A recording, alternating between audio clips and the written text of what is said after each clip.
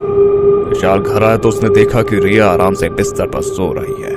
उसका फायदा उठाते हुए विशाल ने श्रापित शीशे को पहले बड़े कपड़े से ढका, फिर उस श्रापित शीशे को एक बड़े शीशे के सामने खड़ा कर दिया।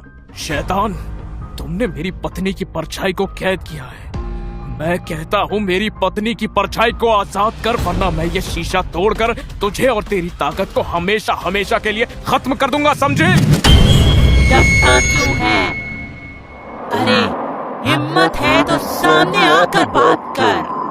कसम से मैं तेरी पत्नी की परछाई को तुरंत आजाद कर दूंगी। बड़ा शौक है ना तुझे दूसरों की परछाई चुराने का? ले, अब अपनी परछाई चुरा कर दिखा।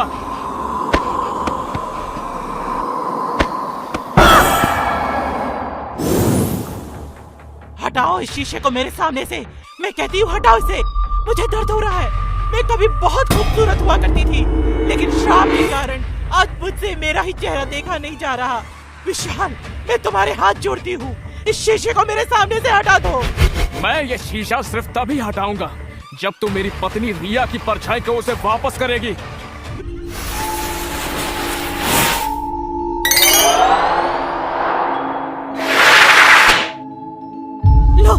लो, मैंने तुम्हारी पत्नी की परछाई वापस कर दी। अब जल्दी हटाओ।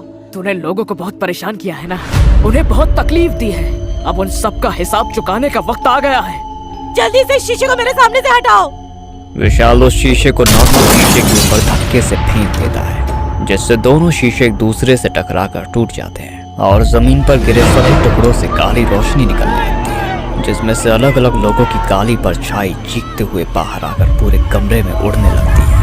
विशाल ये सब देखकर बुरी तरह डर जाता है। शीशे से निकली परछाई इतनी ज्यादा शक्तिशाली थी कि उसने विशाल को भी हवा में उड़ा दिया था, और ना चाहकर भी विशाल उस काली शक्तियों की वजह से श्रापित शीशे से निकली काली रोशनी में समाने जा ही रहा था कि तभी रिया ने विशाल का हाथ पकड़ लिया और वापस उसे खींचकर अपने गले लगाते हुए कहा। दोनों के गले लगते ही सारी काली शक्तियां शांत हो जाती हैं। विशाल, मेरे होते हुए तुम्हें कुछ नहीं हो सकता। हमारा प्यार ही हमारी ताकत है। I love you. I love you too, Riya.